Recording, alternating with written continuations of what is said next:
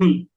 तो आप जिस भी इन्वेस्टर का यहाँ पे पैसा लगवा रहे हैं, 10 लाख, 20 लाख, 30 लाख, जो भी पैसा यहाँ पे इन्वेस्टर अपना लगा रहा है ना, तो वो जिस भी टाउनशिप में या जिस भी लोकेशन पे आप उनको प्रॉपर्टी दे रहे हैं, पहले इंडिविजुअल स्तर पे खुद वेरीफाई करिए, उसके सारे डॉक्यूमेंट क्लियर हैं, कनेक्टिविटी अच्छी है, आसपास इंफ्रास्ट्रक्चर अच्छी बिल्ड हो रही है, देन फिर वो प्रॉपर्टी आप सामने वाले इन्वेस्टर को सजेस्ट करिए। ठीक है, बाकी और भी लोग कैमरे पे आ जाइए तो और बढ़िया रहेगा। ठीक है, उससे क्या रहेगा ना कि एक तो इन्वेस्टर का लोकेशन सही है, कनेक्टिविटी अच्छी है, तो वहां पे सबसे ज्यादा अप्रिसिएशन मिलेगा। क्योंकि आप लोग एक चीज समझिएगा कि इन्वेस्टर को सबसे ज्यादा अप्रिसिएशन कहाँ मिलता है, जहां की कनेक्टिविटी अच्छी हो, है ना, और जहां पे इंफ्रास्ट्रक्चर आ रहा हो। ये यस। दो मेन चीजें होती हैं, दो मेन ट्रिगर्स कह लीजिए, या दो रियल एस्टेट के ये मेन दो पिलर हैं, जिसके बिहाफ पे इन्वेस्टर्स के पैसे में ग्रोथ होती है, उनको अच्छा रिटर्न मिलता है, मल्टीप्लाई होता है उनका पैसा, है ना। यस। और भी कुछ लोग अभी ज्वाइन करने वाले थे कि शायद। अच्छा, ठीक है।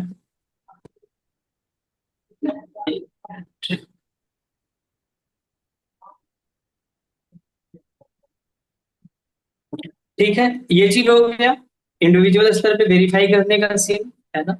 उससे क्या होगा कि जब एक बार इन्वेस्टर आपसे रिलेट करेगा, कनेक्ट करेगा, जैसे मैंने कल बताई थी आप लोगों को, जब आपसे एक बार इन्वेस्टर कनेक्ट होगा ना, तो वही इन्वेस्टर आपको और भी इन्वेस्टर को लाके देंगे।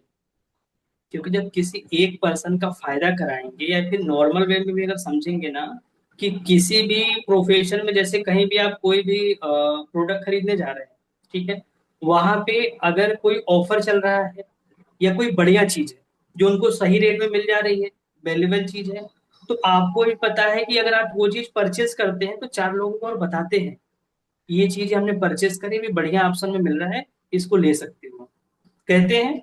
एग्री, है ना। तो यही चीज यहाँ केस में होता है, कभी कभी इन्वेस्टर ही हमारा पार्टनर बन जाता है, इन्वेस्टर ही हमारा पार्टनर बन जाता है, उनके जानने पहचानने वाले में जो होते हैं उनका फायदा कराता है इन्वेस्टर, जिससे कि दो पैसे इन्वेस्टर को भी बन जाते हैं। क्लियर हुआ, बिल्कुल। है ना, ये भी सीन हो जाता है। और कई बार इन्वेस्टर क्या करते हैं, जैसा मैंने अभी रिपीट किया था, बताया था कि वो खुद प्रॉपर्टी लेते हैं, फिर और भी लोगों को दिलाते हैं। और यहाँ फिर जैसे मैंने कल एक और चीज आपको बताई थी, जो टाइप नंबर 5 के इन्वेस्टर होते हैं, वो एक बार प्रॉपर्टी लेते हैं धुलेरा में, फिर और भी ऑप्शन देखते हैं, किसी अदर लोकेशन में कोई और ऑप्शन। अभी ये समझिए कि मेरे साथ जितने भी इन्वेस्टर ने प्रॉपर्टी परचेस करी है, वो इन्वेस्टर दोबारा के लिए आ रहे हैं। क्या कर यस। रहे हैं, दोबारा के लिए आ रहे हैं। अब अगर मैं उनको अच्छे से गाइड करूंगा तो दोबारा प्रॉपर्टी किससे लेंगे, अजय जी से। अगर मैं उनको अच्छे से गाइड नहीं करूंगा, अच्छे से टेकल नहीं करूंगा, तो किससे लेंगे, मार्केट खुला है, यस। ओपन मार्केट, है ना। अब क्योंकि इन्वेस्टर मेरे से एक बार प्रॉपर्टी ले चुके हैं, उनको मेरी पूरी सर्विस पता चल चुकी है, उनको ये जानकारी है कि सामने वाले ने मेरी कंप्लीट रजिस्ट्री करा के दी है एट ए टाइम, मतलब टाइम पर। तो फिर मार्केट में वो किसी और पे भरोसा करने से पहले किस पे भरोसा करेंगे, आप पर। क्योंकि सारी चीजें आपने टाइम पर दी है उनको, सारी या यूं कह लीजिए कि उनको सारी चीजों के बारे में एक्नॉलेज किया है आपने, है ना। ये हो गया, ठीक है। तो इसलिए यहाँ सर्विस भी इंपॉर्टेंट होती है इन्वेस्टर्स को देने के लिए। ठीक है, बढ़िया है। तो अभी हम थोड़ा सा और आगे चलते हैं, है ना।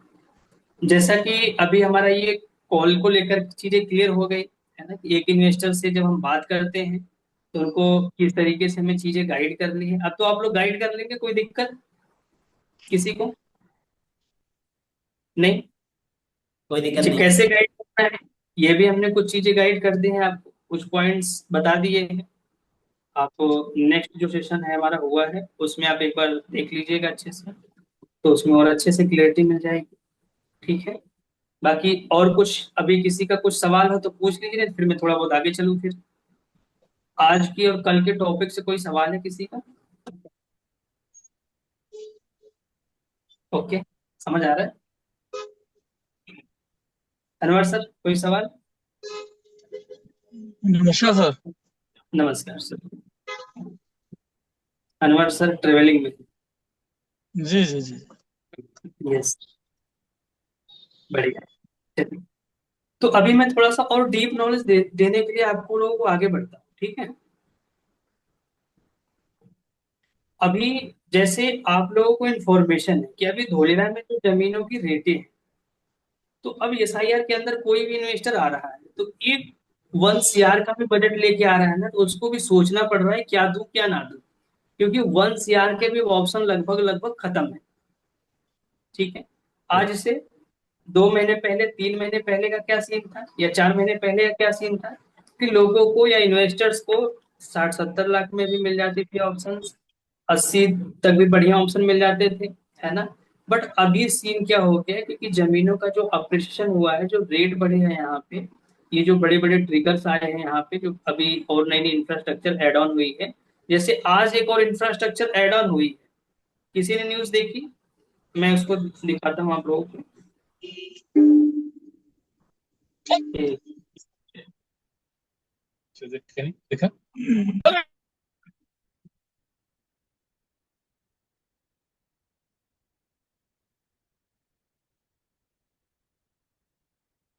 यस। मेरा स्क्रीन दिखे तो बता देगा।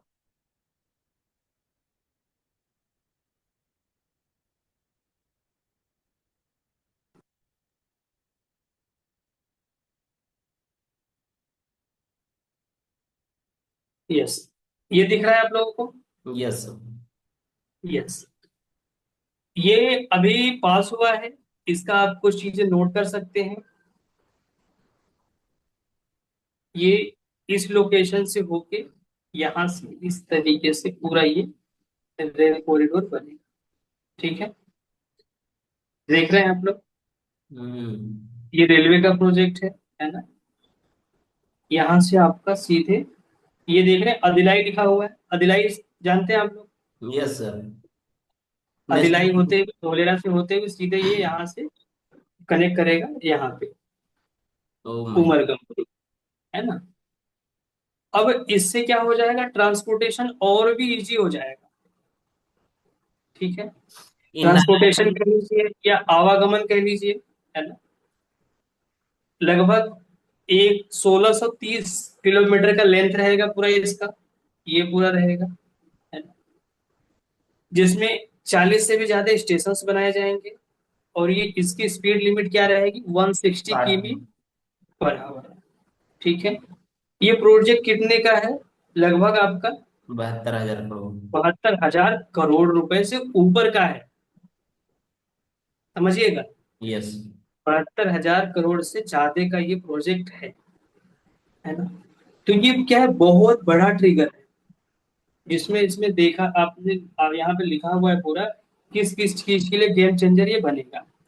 A game changer for trade, commerce, व्यापार के लिए, बिजनेस के लिए, इंडस्ट्रियल ग्रोथ, टूरिज्म बढ़ेगा, एम्प्लॉयमेंट बढ़ेगा और कनेक्टिविटी बढ़ेगी।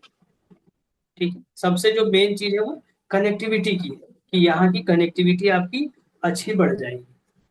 अब ये जो ट्रिगर्स है, बहुत बड़ा ट्रिगर्स है ये, है ना? क्योंकि धोलेरा की कनेक्टिविटी में एक और नया अध्याय जुड़ गया, जो कि सीधे यहाँ से कनेक्ट करेगा, इस साइड से होते हुए आ रहा है।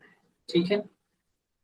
और यही बीच से कल्सर डैम का भी है सीन, आप लोगों को इन्फॉर्मेशन होनी चाहिए।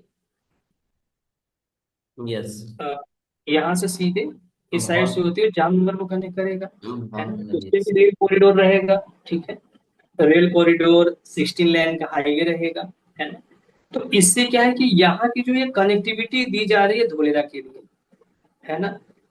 क्योंकि आपको भी इंफॉर्मेशन है, जो धोलेरा शहर बनेगा ये, मतलब विश्व का सबसे सुंदर शहर भी कह सकते हैं, या फिर आप इतना कह सकते हैं कि जो धोलेरा शहर है, ये बनेगा आपका एशिया का सबसे बड़ा इंडस्ट्रियल हब।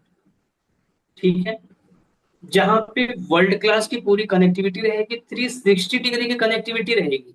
360 डिग्री मीन्स की मतलब हर तरीके की कनेक्टिविटी रहेगी, चाहे वो बाई रोड हो, चाहे वो बाई रेल हो, चाहे वो बाई एयर हो, चाहे वो बाई सी हो। क्लियर हो रहा है आप लोग? यस। यस। तो एक तो कनेक्टिविटी सीधे थी धोलेरा के लिए, जो कि धोलेरा से ये आपका वरुण से होते हुए जामनगर, ये भावनगर होते हुए राजकोट और सीधे जामनगर के लिए था। और एक अभी ये नया अध्याय जुड़ गया है ना। अब यहाँ से किसी को अहमदाबाद से या धोलेरा से अगर सोमनाथ द्वारिका जाना होगा तो और भी इजी हो गया, हो जाएगा। जैसे ये प्रोजेक्ट बनके रेडी हो जाएगा, कंप्लीट हो जाएगा। अब समझिए कि ये सारे जो बड़े ट्रिगर्स हैं, आज जमीनों का रेट सस्ता है। जब ये सारे ट्रिगर्स, ये जो सारी इंफ्रास्ट्रक्चर जब रेडी हो जाएगी तो आप समझिए उस समय जमीनों का रेट क्या रहेगा। कोई गेस कर सकता है क्या रहेगा? No sir. नो। मैं एग्जांपल गाइड करता हूँ। जैसे आज के टाइम आप जिस भी एरिया से, जिस भी क्षेत्र से आते हैं, वहां पे कोई भी गवर्नमेंट का प्रोजेक्ट आता है। गवर्नमेंट का प्रोजेक्ट मीन्स मान लेते हैं कोई रोड रास्ता आ गया, सड़क वगैरह आ गई, कोई हाईवे आ गई, है ना, या कोई और भी other activity, other infrastructure government की तरफ से आ गई, प्रस्ताव हुआ। तो उस समय आपके आसपास के एरिया की जमीनों की रेट क्या रहती है? मिनिमम 2-4 गुने की ग्रोथ होती है। एग्री करते हैं आप लोग?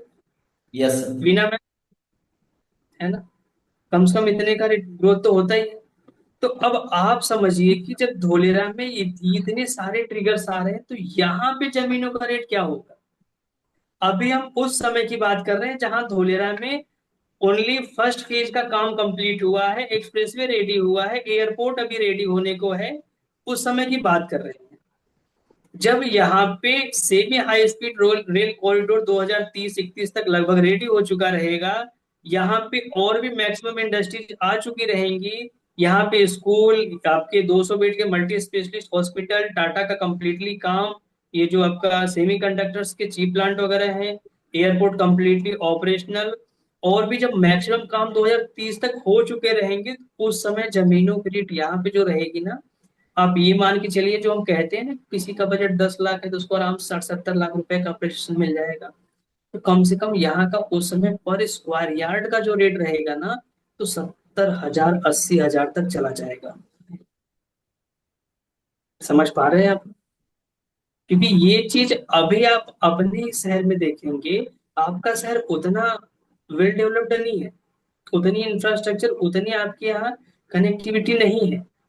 फिर भी आपके यहाँ जमीनों के रेट अच्छे खासे उस पे है।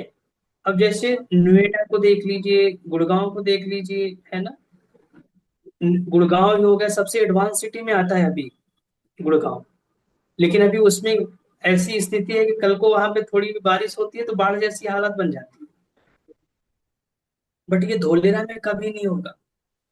और जितनी इंडस्ट्रीज, जितनी इंफ्रास्ट्रक्चर धोलेरा में आ रही है, उतनी गुड़गांव, नोएडा, दिल्ली इधर या जो और भी बड़े शहर है वहां पे नहीं आएगी। ठीक है। क्योंकि सबसे बड़ा रीजन क्या है कि ये सी के पास है। तो यहाँ पे आपका जो सी के द्वारा ट्रांसपोर्टेशन होगा उसका सबसे बड़ा एडवांटेज मिल जाता है। क्लियर हो रही है चीजें? अच्छा, ये चीजें यस जो है सर। ना, ये चीजें आप अपने इन्वेस्टर्स को भी गाइड कर सकते हैं, बता सकते हैं। क्लियर हुआ? बिल्कुल। अच्छा, ये जो है ये भी आप लोगों को ग्रुप में मिल भी जाएगा, तो इसको आप लोग अच्छे से नोट कर लीजिएगा। ये चीज आप इन्वेस्टर्स को बता सकते हैं। ठीक है। ये अब जो ये अजय जो सर है। हम जुड़ा है नया अध्याय आज वाला, बस अनुसर एक मिनट। अब इससे जो आदिलाई विलेज है, जो कान्हा तालाब विलेज है, या जो अदर विलेज है, यहाँ की जमीनों का रेट और तेजी से बढ़ेगा, क्योंकि ये सीधे उसी एरिया से होके जाएगा, यस सर। धोलेरा होते हुए। तो इनसे क्या है, जो आसपास के एरिया है वहां की रेटें और तेजी से बढ़ेगी। यस, क्या कह रहे हैं अनुसर, पूछिए। अजय सर ये पूछ रहे कि वो जो क्या कौन सा सरोवर था वो मतलब अहमदाबाद में ही है या वो दूसरे डिस्ट्रिक्ट में है? कौन सा? वो जहाँ से स्टार्ट हो रहा है वो कॉरिडोर स्टेशन। सरो- सरोवर नहीं, वो सरखेज एरिया है। सर के। सरखेज जगह का नाम है।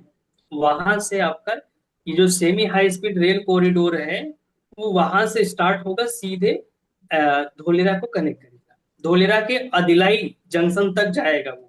ठीक है। अदिलाई जंक्शन तक जाएगा, तो उसके साइड से ये आ ही रहा है नीचे से, अभी जिसके बारे में हमने रीड करी है। हम्म। अब कनेक्टिविटी सीधे हो गया भावनगर से होते हुए, है ना। यस। यस, ये चीज है। तो अब यहाँ पे क्या है ना, धोलेरा में हर 4 दिन 6 दिन हफ्ते महीने भर के अंदर आप देखेंगे ना, नई नई अपडेट नई नई न्यूज सुनने को मिलेगी। कभी और भी कोई इंफ्रास्ट्रक्चर ऐड ऑन हो जाएगा, कभी किसी का काम स्टार्ट हो जाएगा, है ना। ये चीज है। ठीक है। यस, क्लियर हो गया ना सर ये चीज। बिल्कुल।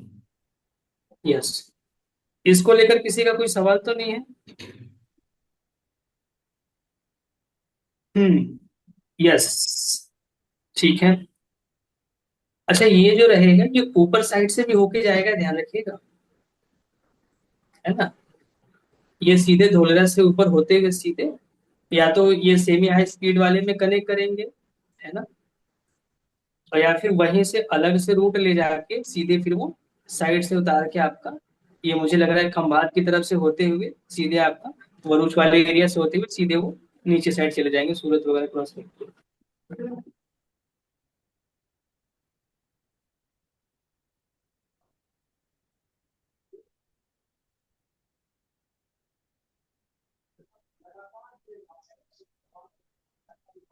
यस, ये रहेगा। ठीक है।